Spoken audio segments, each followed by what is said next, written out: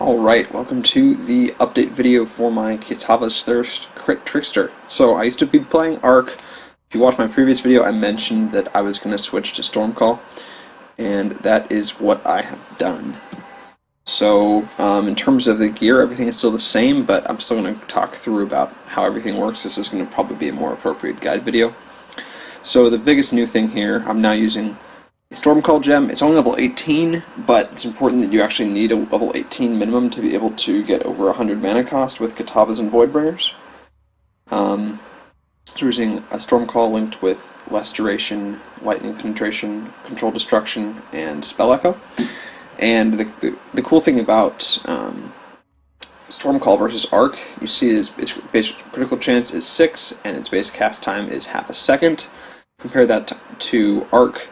Its critical chance is 5, and cast time is 0.8 seconds, so it has more crit, and it casts faster, and generally speaking, from what I've seen, Stormcall does about 50% more tooltip damage,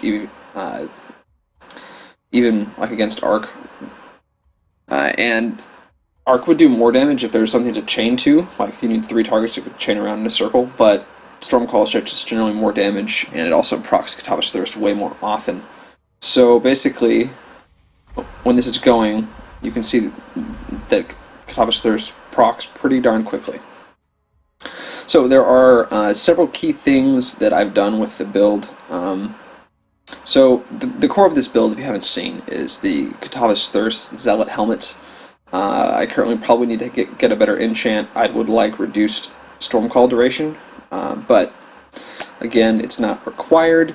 And what happens with this is that we have a 30% chance to cast all the spells in it whenever we spend at least 100 mana on a skill. My Stormcall costs 102 mana, so therefore every time I cast it, there's a 30% chance that Kitava's Thirst will trigger Arc, Shock Nova, and Molten Shell. These are supported by a Lightning Penetration gem, which causes Arc and Shock Nova to do more damage. The way that we get our skills to cost 100 mana is, again, we have a 5-link here with less duration, control destruction, lightning penetration, and spell echo.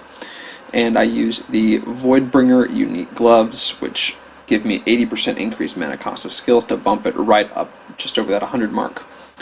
Now it's important to note that, again, you need a level 18 Stormcall skill to be able to have 100 mana cost with this gem supports and a 5-link. With level 17 or 16, you can do it if you swap out your Controlled Destruction for an increased AoE/conk effect, because it has a higher mana cost multiplier. So when I initially leveled this character, I was using Arc and was able to get Kitava's Thirst and everything going at level 55. If you were going to level this character again, but play with Stormcall the entire time, you wouldn't really be able to use Kitava's Thirst until you were a ways into maps, and you would need a 5-link. So it might still be better to level with Arc. I'll have to have some people try the build and see, but for endgame, Stormcall is absolutely superior. So I've been through the chest. Chest also holds my Arctic armor and my helmet. The Voidbringers hold something that's also very essential for the build, and that is a Curse on Hit Orb of Storms. So it's Orb of Storms, Curse on Hit, Warlord's Mark. This provides us with life and mana leech, and also some nice endurance charge generation, and a stun chance. And then this is also supported with Power Charge on Crit to generate all the power charges I need for the build. This build uses 5. The endurance charges generated by Warlord's Mark also help with our cast when damage taken, increased duration, Mortal Call, which helps prevent physical burst damage. I have another way of presenting myself from getting one shot that I'll talk about in a little bit. And then I have Whirling Blades, Faster Attacks, Fortify, and Culling Strike in my boots. Culling Strike is here because it gives me 10% attack speed. That's probably the main reason. But if you could swap this for another movement skill like Leap Slam, or you could put your Golem in here. Culling also helps you kill bosses like Azaro and other tough bosses when they're low on HP to shorten those fights. And it's just something that I like to use. And finally, my Spell Dagger here holds Summon Lightning Golem, Clarity, and Herald of Thunder. So this build dual wields to take advantage of a particular cluster in the tree called Dark Arts, which gives us a whole bunch of attack and cast speed. So our Whirling Blades can be very, very fast, and it gives us a bunch of cast speed at the same time. So the Ascendancy passives are also very important for this character, and I'll talk about how the passives interact with the gear here. So we have Walk the Aether. It makes our movement skills free and makes us attack and cast faster if we've used a movement skill recently, i.e. our Whirling Blades. So our Whirling Blades gives us 20% attack and cast speed. And we have Weave the Arcane. The big thing here is 20% chance to recover 10% of our max mana when we use a skill. So our maximum mana is almost 2,000, so we're recovering close to 200 mana whenever we use a skill. That can be our Storm Call, that can be a Whirling Blades, that can be an Orb of Storms, etc. Then we have Swift Killer for Frenzy Charges and Ghost Dance for some movement speed and some dodge. These two, Ghost Dance and Swift Killer, are not as important as Walk the Aether or Weave the Arcane. Alright, so as you can see, there's a fair amount of life, and I've taken a fair amount of cast speed on this tree. The big difference from this tree versus the one I used when I was using Arc is I've modified it a little bit and taken some area of effect nodes. So here is that Dark Arts cluster I was talking about. So it has a total of 20% increased cast speed and 24% attack speed while dual wielding, which is really, really good. I used to path through these nodes here, but I've switched them to the area of effect and area of effect damage now that I'm using Storm Call. And then I've done the same thing over here in the Templar area. And I'm currently level 90, and I'm also using Mind Over Matter. So what this does is that when my ES drops, I've got about 1500 there, as you can see.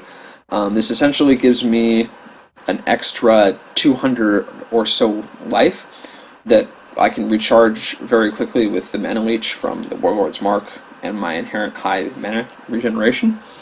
So it's an extra tank thing, and I haven't had issues running out of mana while getting hit, just because of the fact that that being out of mana does not prevent me from using things like Whirling Blades, and when I use this I can potentially recover 200 mana, and the build typically I've seen has worked very well with it so far. Other than that, there's a lot of crit. I'm using Life and Resist Rings, pretty standard things there. I have a Surgeon's Topaz Flask. This and Mind Over Matter help me deal with Reflect. We have a Surgeon's Eternal Life Flask. This is my panic, but not like I need instant recovery flask. I've got a Stibnite Flask of Warding to remove curses, then an instant recovery anti-freeze flask, and finally a Surgeon's Sulfur Flask of Staunching. This is one of the few non-unique flasks you can use that will actually buff your damage, and it's nice to have a Staunching Flask over a duration for things like, well, Corrupting Blood, namely. But in terms of the way that this build plays, you basically go, you find a monster pack, and you cast Orb of Storms, and then you spam out your Storm Call, and while the Storm Call is going, it triggers your Arc and your Shock Nova, and those can oftentimes clear the pack. So for example, here's a pack of monsters. Let me get my Herald of Thunder to expire. We'll do it on this one. I'm not even going to point at them. And you can see that Arc and Shock Nova actually kill targets fairly well.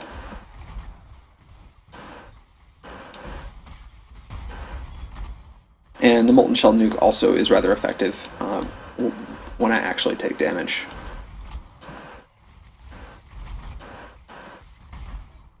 So, in terms of what maps I've done with this, I've done up through Tier 13 Corrupted, and everything has gone pretty well. It takes some amount of skill to be able to deal with the high tier map bosses because they have a lot of health, but generally you can whirl back and forth and kite them and drop Shield Ground underneath them with your Arctic Armor, and you can sustain all your power charges and your life and mana leech just through your Orb of Storms because it curses and also applies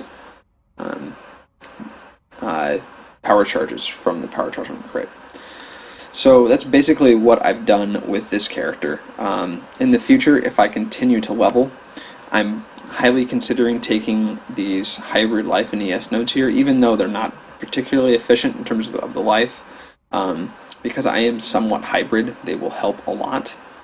Another option I have is to path down into this elemental damage cluster here, and I can remove those points then. That'll get me a little more damage. I can also pick up more power charges if I want. So there's a variety of things I can do. There's even like jewel sockets, which I might just go ahead and grab that jewel socket or this jewel socket here. Yeah, but there's a variety of things I can do if I push this character past level 90. I think at probably about level 92 I would get a jewel socket. Level 94 probably get a jewel socket. Potentially even level 96. There's another jewel socket here. So that's the build in a nutshell. I may be posting some better quality videos of gameplay. Yeah, if you have any comments, questions, concerns, just drop me a line on the video or on the forum. And yeah, thanks, and I'll catch you guys later.